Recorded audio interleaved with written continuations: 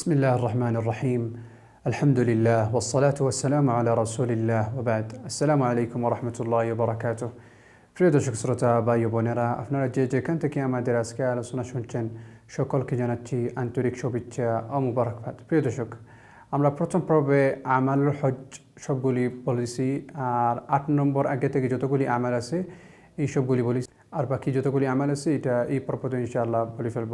8 নম্বর তারিখে যেগুলি আমাল করা হবে এটা হলো, যে ব্যক্তি মুতামাত্তা উনি ইহরাম পরবেন নতুনভাবে, যেহেতু উনি আগে থেকে ইহরাম করে ফেলছেন।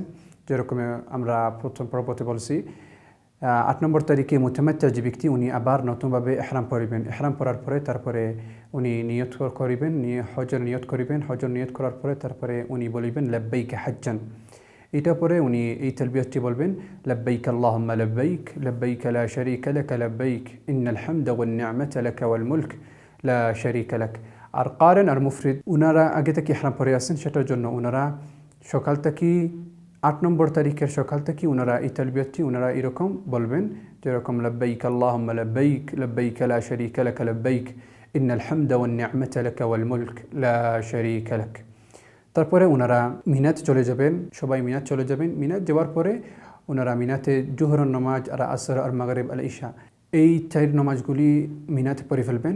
এই 4 নামাজটি কাসর করে ফেলবেন, কিন্তু একসাথে পড়বেন না। কাসর পড়বেন মানে জোহর 2 রাকাত, আসর নামাজ 2 রাকাত আর ঈশার নামাজ 2 রাকাত। আর যে টাইম আছে এই টাইমে নামাজ পড়া হবে। জোহরের নামাজটি জোহরের নামাজের টাইমে নামাজ পড়া হবে, আসরের নামাজ আসরের নামাজের টাইমে পড়া হবে, এইরকম মাগরিব আর ঈশা। সেটার জন্য মিনাতে নামাজটি একমাত্র কাসর করা হবে, যেরকম বলছে জোহর আসর ঈশা এটা 2 রাকাত পড়ে ফেলবে, আর ঠিক মতো টাইম মতো নামাজটি পড়া হবে। আর এই 8 তারিখে উনি সব পুরা দিনটি 8 তারিখে মিনাতে থাকবেন। 9 নম্বর তারিখে উনি মিনাতে ফজর নামাজটি পড়ে ফেলবেন। ফজর নামাজ পড়ার পরে তারপরে আরাফা মুখে রওনা দিবেন। আরাফা এটা হজের একটা রুকন। নবী সাল্লাল্লাহু আলাইহি ওয়াসাল্লাম বলেছেন আল হজ্জু আরাফা। সেটার জন্য যে সময় সূর্য উঠে যাবে এই সময় আরাফা মুখে রওনা দিবেন। আরাফাতে গিয়ে জোহর আর আসর নামাজ দুটি একসাথে পড়বেন জামে তাকদিম, আর কাসর পড়ে ফেলবেন। জোহরের নামাজ 2 রাকাত, আসর নামাজ 2 রাকাত, এই জোহর আর আসর একসাথে পড়ে ফেলবেন জোহরের নামাজের টাইমে। তারপরে আরাফাতে যে কোনো দোয়া করতে পারবেন, আল্লাহ সুবহানাহু ওয়া তাআলার কাছে বেশি করে দোয়া করবেন, আল্লাহ সুবহানাহু ওয়া তাআলার জন্য বেশি করে জিকির করবেন, যেহেতু এই দিনটি অনেক গুরুত্বপূর্ণ দিন। এই দিনটিতে আল্লাহ সুবহানাহু ওয়া তাআলা দোয়া কবুল করেন, সেটার জন্য বেশি করে দোয়া করবেন। একটা মুস্তাহাব একটা দোয়া আছে, এই দোয়াটি হলো লা ইলাহা ইল্লাল্লাহ ওয়াহদাহু লা শারীকা লাহ লাহুল মুলকু ওয়া লাহুল হামদু ওয়া হুয়া আলা কুল্লি শাইইন কাদির। আর আরাফাতে যে কোনো জায়গায় যদি দোয়া করেন তাহলে কিবলা মুখে দোয়া করবেন। আর যেরকম বলেছি বেশি করে আল্লাহ সুবহানাহু ওয়া তাআলার কাছে বেশি করে দোয়া করবেন, বেশি করে জিকির করবেন, আল্লাহ সুবহানাহু ওয়া তাআলার জন্য বেশি করে দোয়া করবেন। এই 9 তারিখে আরাফার দিন হলো, সেটার জন্য 9 তারিখে বেশি করে আল্লাহ সুবহানাহু ওয়া তাআলার কাছে বেশি করে দোয়া করবেন। আর যে সময় সূর্য ডুবে যাবে এই সময় আরাফা থেকে মুজদালিফায় রওনা দিবেন। সূর্য ডুবার আগে আরাফা থেকে মুজদালিফায় চলে যেতে পারবেন না। সেটার জন্য যে সময় 9 তারিখে সূর্য ডুবে যাবে এই সময় আরাফা থেকে রওনা দিতে পারবেন মুজদালিফা মুখে।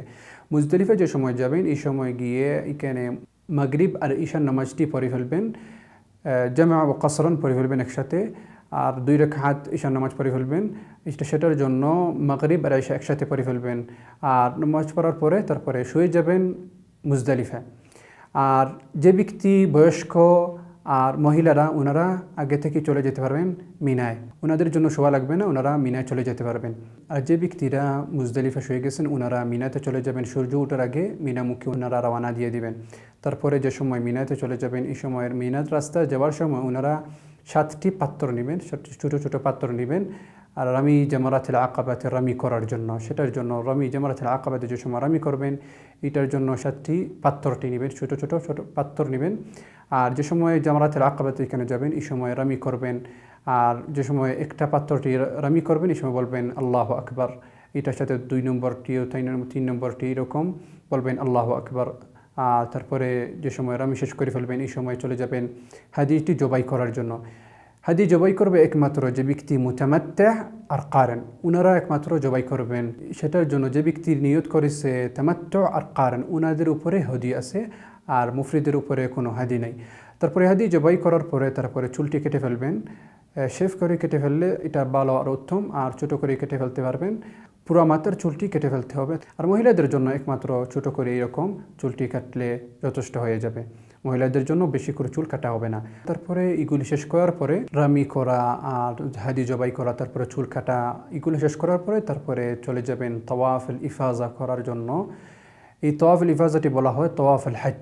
সেটার জন্য এগুলি সবগুলি শেষ করার পরে উনি তাওয়াফুল হজ আদায় করার জন্য চলে যাবেন। আর তাওয়াফুল হজটি যেরকম বাকি তাওয়াফ 7টি তাওয়াফ আদায় করবেন, শুরু হবে হাজার আসওয়াদ থেকে আর শেষ হবে হাজার আসওয়াদ। সেটার জন্য তাওয়াফুল হজটি 7বার তাওয়াফ করবেন।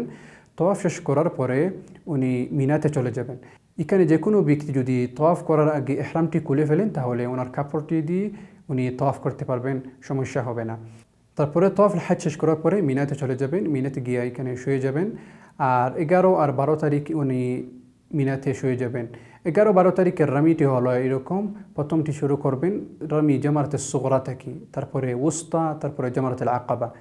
সবটিতে 7টি করে রামি করবেন। সুগরাতে 7টি রামি করবেন, উস্তাটি 7টি রামি করবেন, আর জামারাতুল আকাবা 7টি রামি করবেন। আর যে সময় রামি করবেন সব রামির সাথে বলবেন আল্লাহু আকবার। রামি করার পরে আল্লাহু আকবার বলবেন। প্রথমটি হলো ছোটোটি, তারপরে উস্তা, তারপরে জামারাতুল আকাবা, এইরকম সিরিয়ালে রামি করবেন। আর রামি জামারাতে সুগরা আর উস্তা শেষ করার পরে কিবলামুখী উনি বেশি করে দোয়া করবেন। আর যে জামারাতুল আকাবা লাস্টে শেষ করার পরে এখানে কোনো দোয়া নেই। সেটার জন্য যে কোনো ব্যক্তি যদি রামি জামারাতে সুগরা আর রামি জামারাতুল উস্তা এগুলা রামি করার পরে দোয়া করবেন, আল্লাহ সুবহানাহু ওয়া তাআলার কাছে বেশি করে দোয়া করবেন। কিন্তু যে সময় 3 নম্বর রামিটি করবেন জামারাতুল আকাবা, এখানে কোনো দোয়া নাই, এখানে রামি করার পরে তারপরে সরাসরি চলে যাবেন। আর 11-12 তারিখ রামি শেষ করার পরে যে ব্যক্তি সূর্য ডুবানের আগে মিনা থেকে বাহির হয়ে যায়, 12 নম্বর তারিখে যদি বাহির হয়ে যায় সূর্য ডুবানের আগে, তাহলে উনার উপরে 13 নম্বর তারিখে আর রামি লাগবে না। কিন্তু যে ব্যক্তি সূর্য ডুবার পরেও সে মিনাতে থাকে তাহলে উনার উপরে 13 নম্বর তারিখে আবার রামি করতে হবে। সেটার জন্য যে ব্যক্তি সূর্য ডুবার আগে বাহির হয়ে যায় 12 নম্বর তারিখে মিনা থাকি, তাহলে উনার উপরে আর 13 নম্বর তারিখে রামি লাগবে না। কিন্তু যে ব্যক্তি সূর্য ডোবার পরে সে মিনা থেকে বাহির হয় নাই, তাহলে ওনার উপরে 13 নম্বর তারিখে উনি রামি করতে হবে। সেটার জন্য উনি সূর্য ডুবার আগে যদি বাহির হন না মিনা থেকে আর সূর্য ডুবে গেছে, তাহলে উনি 13 নম্বর তারিখ পর্যন্ত থাকবেন। 13 নম্বর তারিখে রামি করবেন, যেরকম 11-12 নম্বর তারিখে রামি করছেন। এই 3 রামি শেষ করার পরে যে প্রথমটি হলো রামি জামারাতুস সুগরা, তারপরে উস্তা, তারপরে রামি জামারাতুল আকাবা, 7টি রামি শেষ করার পরে 7টি করে সবাই জামারাতে 7টি রামি করার পরে তারপরে উনার এই 13 নম্বর তারিখে ওনার হজটি শেষ হয়ে যাবে। এই হজের আমার সবগুলি শেষ করার পরে রামি শেষ করার পরে উনি যে সময় মক্কা থেকে রওনা দিয়ে দিবেন এই হরম থেকে বাহির হওয়ার জন্য, তাহলে লাস্টে একটা হলো তাওয়াফুল ওয়াদা। তাওয়াফুল ওয়াদা একটা আদায় করার পরে তারপরে উনি মক্কা থেকে বাহির হতে হবে। সেটার জন্য যে কোনো ব্যক্তি যদি রামি শেষ করে ফেলে আর যদি ওনার বাসায় ফেরত যেতে চান অথবা উনি যে জায়গা থেকে আসছেন এই জায়গাতে ফেরত যেতে চান, তাহলে এই লাস্ট তাওয়াফটি করতে হবে, যেটা বলা হয় তাওয়াফুল ওয়াদা। এই তাওয়াফটি সাধারণ তাওয়াফ, যেরকম আমরা একটু আগে বলেছি যে শুরু হবে হাজার আসওয়াদ থেকে আর শেষ হবে হাজার আসওয়াদ। 7বার তাওয়াফ করবেন। আর এই তাওয়াফ করার পরে উনি মক্কা থেকে বাহির হতে হবে। আল্লাহ সুবহানাহু ওয়া তাআলা আমাদেরকে সবাইকে হজ করার জন্য তৌফিক দান করেন। আর আল্লাহ সুবহানাহু ওয়া তাআলা আমাদের কাছ থেকে সবাইয়ের কাছ থেকে আমলগুলো কবুল করেন। ওয়া আখিরু দাওয়ানা আনিল হামদুলিল্লাহি রাব্বিল আলামিন ওয়া সাল্লাল্লাহু ওয়া সাল্লিম আলা নাবিয়্যিনা মুহাম্মদ ওয়া আলা আলিহি ওয়া সাহবিহি ওয়া সাল্লাম।